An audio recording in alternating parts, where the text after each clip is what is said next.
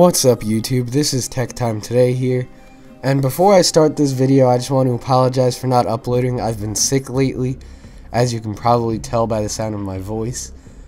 But for this video, I'm doing a little bit of a technology video, and I'm going to be benchmarking my GTX 560 Ti using the Unigine Heaven benchmark. Now I turned off anti-aliasing and anisotropic filtering, so there's no overhead in that category. This is just going to be purely looking at the tessellation performance of the 560 Ti. It's in extreme mode, so this is the highest tessellation that Unigine 2.5 goes. So let's see how it performs. I'm going to start the benchmark. If I can find the cursor, there we go. Starting the benchmark now.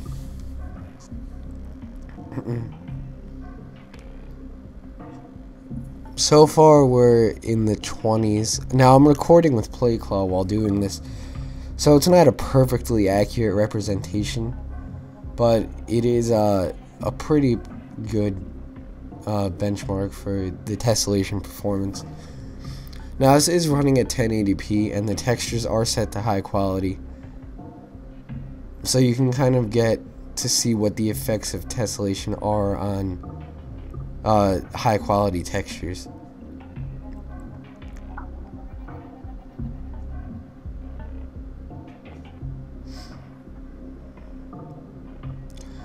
In places like this ship, we start to see better performance into the 30s, but as you'll see once we start getting to the wider shots where it's tessellating everything at once, the performance starts to drop down a bit.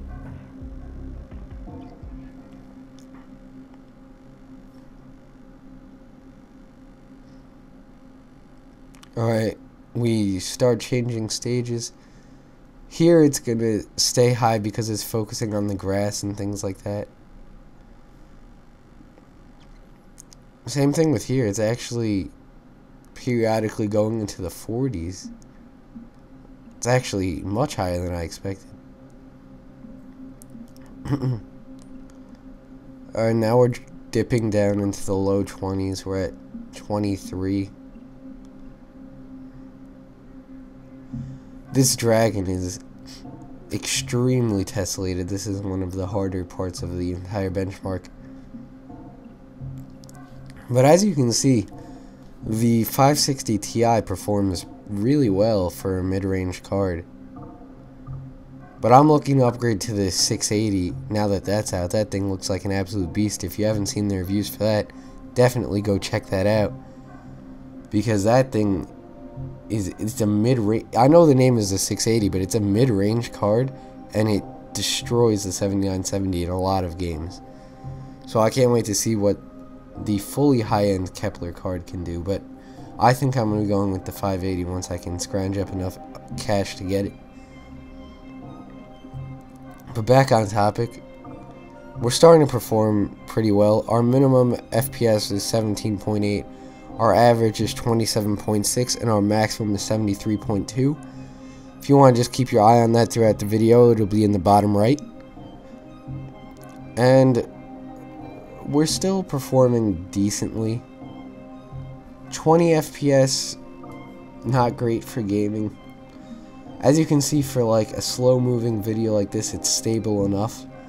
But in a fast-paced action game or something, this would never work.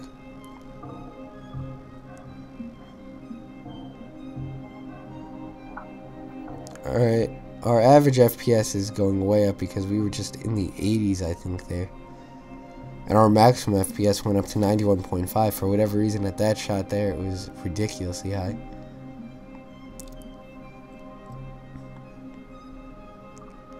Yeah, our average FPS is bumping up a lot. It's almost up to 30 now.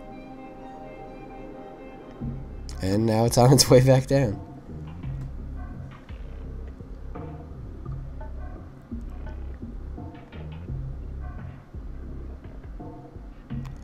I did have my 560 Ti overclocked before. I have the super overclocked edition from Gigabyte. So some of you may know that I had it pretty high overclocked. But I started seeing artifacting issues in the in the games I was playing, so I had to lower it. So my performance in this isn't as good as it used to be. I'm kind of just underclocking it, try it to see if it'll hold out until I can get the 680. I think I took the clock too high and it's starting to die out on me. Alright, so that was it for the test. Let's see the results. So, score of 794, average FPS of 31.5, minimum of 9.7, and max of 91.5. So not bad, not great, but it's a mid-range card from last generation. So I mean, it's pretty admirable performance. Like I said, I'm going to be looking to upgrade to the 680 as soon as I get enough cash for that. And to give you an idea of the whole system we have going on here, I have an i5 2500 Windows 7 Home Premium Edition 64-bit and 8 gigabytes of memory. So that's the system I was working with in this benchmark. So thanks for watching. Don't forget to subscribe if you already are, and I will see you in the next video.